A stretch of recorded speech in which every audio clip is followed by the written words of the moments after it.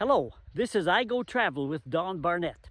As I traveled around this province of British Columbia, I ran across several references to the Japanese internment camps. And there was a number of them in the province.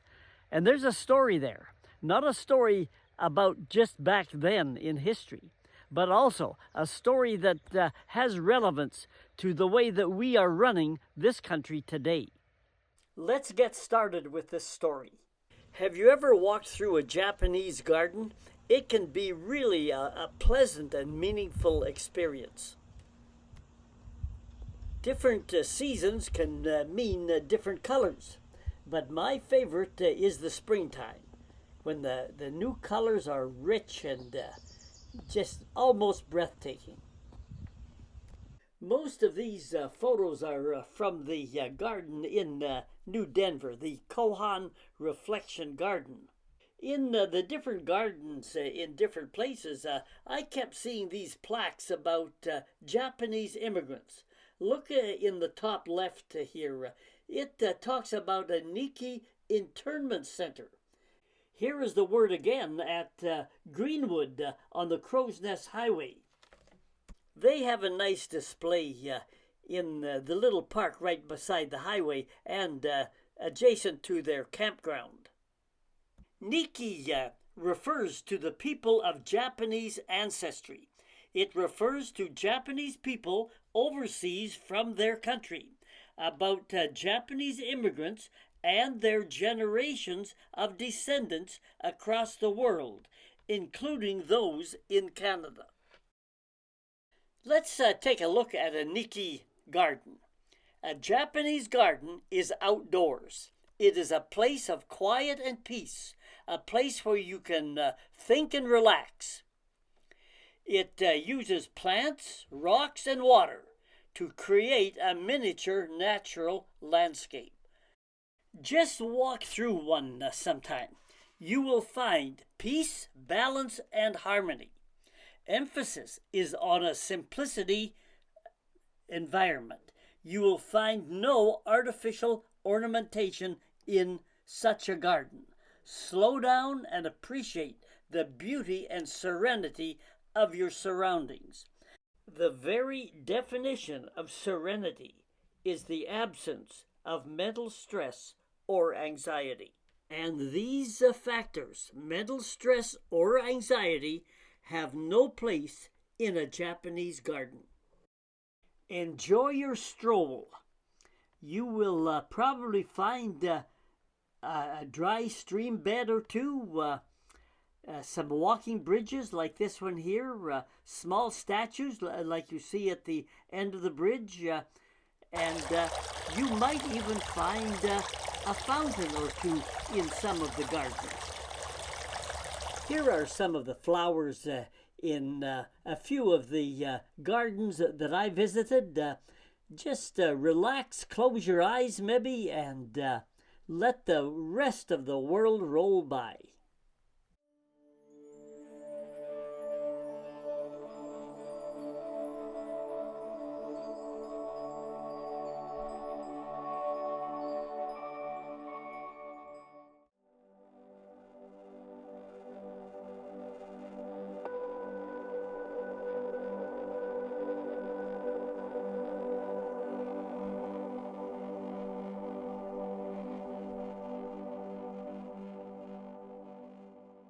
Some people have developed similar spaces in their backyards or within their homes. They call such places as their quiet places or meditation rooms. They are spaces that allow us to sit back, close our eyes, listen to some soothing music, and regroup our thoughts and feelings. This sounding bell at the New Denver Garden announced that some event or meeting was about to happen. And this was a tea house in the center area of the garden at New Denver, where special events and meetings frequently were held. And when it wasn't used for that, it was just a nice place to sit down in a shaded area, or in the evening. Do you see the electric lights up there above? Just a nice place to sit down and relax for a while. So, why did these people leave their coastal homes and come here to this wilderness area? They did not come of their own choosing. Here's the story. World War II. Late stages after the main event saw Russia drive Hitler's army back toward Germany. The war changed arenas to the Pacific. Word was received that Hong Kong had fallen to the Japanese army. 1942, when the Japanese surprised an unsuspecting and relaxing U.S. military at Pearl Harbor in Hawaii, the U.S. went into characteristic panic mode. Without a single shred of evidence, the U.S. moved Americans of Japanese descent to internment camps in the interior of the country. In its characteristic obedient lapdog mode, Canada followed suit. Canadians of Japanese descent were also forced into internment camps, mainly in British Columbia, but a few in other provinces as well. Their properties, homes, and businesses were confiscated without cause or trial. Fishing fleets like these were lost, and over 20,000 Canadian citizens of Japanese descent were loaded into trucks and trains and shipped from their coastal homes in the Vancouver, Victoria areas, never allowed to return again. Men, women, and children were removed to the camps. In general, families remained together, but there were also instances of families being separated. These are some of the original renovated houses you can see in New Denver. I took photos from billboards and displays of these earlier times. Most of the houses slapped up in a hurry for people to live in are gone, but some remain. I think a lot of these pictures I took in New Denver. But you can see what the houses were like, all standard built and quickly built. They lacked insulation for the cool winters, but a few people have taken these houses and renovated them and made nice little houses out of them. They were crowded,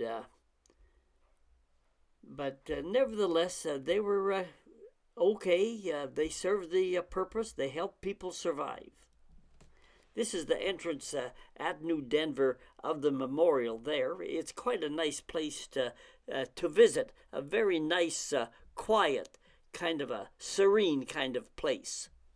Lumber to build the houses was locally available. Only these doors and windows came from the coast. All the windows consisted of 6 panes, like you see on the left. All the doors had those 3 wood panels below a large window.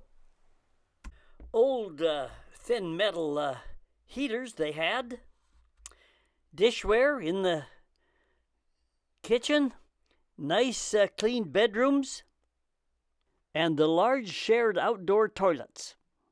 People grew their own vegetables. Remember, they were there in these isolated mountain areas a few years. In the Slocan region, the Doukhobors, a Russian religious group that had conflict of their own with the government, were sympathetic to the Japanese and were understanding, and often brought the Japanese their own vegetables, eggs, poultry, and fruits. Those interned in the camps made their own living. Gardens were planted, trees were planted, people were paid no wages for their work. People were allowed to practice their own religion, and they developed cultural activities. We rolled into Greenwood, BC again after a number of years, and as you can see along the old railway track, which is now a great bicycle trail, they have made a little campsite along Highway 3. And this used to be the exact location of the old Japanese internment hockey rink. And I'll show you a picture of it in the same place. I took this photo of the old outdoor rink when I was in Greenwood several years ago. Even though it was an upsetting time for people, the Japanese maintained their community, social, and cultural activities. The kids went to school, and the younger kids played their games and had their dolls. People gathered for a lot of social town activities and festivities. This looks like a high school graduation. The internment camps were beautiful places, like this places here where we tourists like to go today. But it was different for the Canadians of Japanese ancestry. They came from already beautiful places on the coast, and they owned property there and businesses. Over 20,000 people uprooted, left with nothing, and forced to go into an isolated wilderness. No need for even guard fences, nowhere to escape.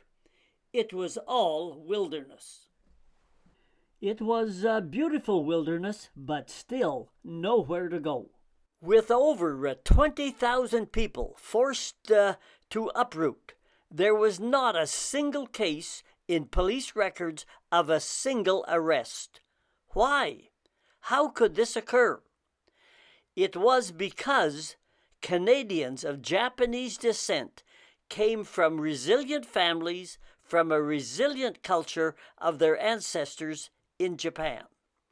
Traditional Japanese culture enabled them to survive from being in the crosshairs of racism. Respect and social harmony are highly valued in Japan. People do not shout in public places. Silence is characteristic in public spaces like streets and trains. People don't speak loudly even in phone conversations in public areas. Cell phones are usually kept in pockets and purses on the trains. Peace is more important than always being right. Noise is considered rude. Safety and cleanliness and appreciation for safety has contributed to low crime rates even in the cities. This style of behavior and values contributed to the massive cultural upheaval when thousands of Canadians of Japanese descent, most were born and raised in Canada, they were able to therefore survive the tremendous personal upheaval when they were uprooted, lost their homes, and forced into isolated internment camps deep in wilderness areas of the country. Those in the internment camps were psychologically strong and responded by a philosophy called shikata gani, which means it cannot be helped. Nothing can be done about it. It is what it is. Acknowledge the situation, accept it for what it is, and it is unchangeable right now. Adapt and move on. Maintain a positive outlook and move forward. There is little to gain by banging your head against a stone wall. This philosophy carried them through. It not only enabled them to survive, it also enabled them and subsequent generations to succeed in a future Canadian society. Former Prime Minister Brian Mulroney handled the historical internment shame as appropriately as those living in the present can deal with the sins of the past. On behalf of the federal government, he apologized. Some monetary compensation occurred, not enough to, of course, to correct the errors of the past, but it was over. Everyone was able to move on. So what have we learned from this experience? Well, one thing is it's a good thing to bring closure to it. Second, it enables people from that cultural group to become part of the fabric woven into Canadian society, active, positive participants. Any time you heap favors onto any single group in the society, you start to blur the lines between what is help and what is discrimination. Did you see that video I made on Wallachine and the remittance men from England who came out here as pioneers? That did not work out. Giving continual gifts of money and privilege to any particular group in the long run does not seem to work out, and that's what happened to those remittance men at Wallachine and elsewhere across Western Canada. And we have made original indigenous people the remittance men of the 21st century. The continual gifts of land and grants and privileges of authority and privilege has tied up the country in knots. There should be one Canada for everyone. Opportunities should be equal for all. And that is the definition of a true democracy. The traditional Lord's Prayer, for example, in each school opening day, has been largely replaced by acknowledgement and gratitude toward a single cultural group. Politicians are unable to begin speeches or meetings without this same gratitude, therefore discriminating against other cultural groups. Whenever you endlessly favor any one group, the lines between help and fairness begin to blur. Overreaction with unproven accusations is followed by unchecked and uncontrolled appeasement by politicians.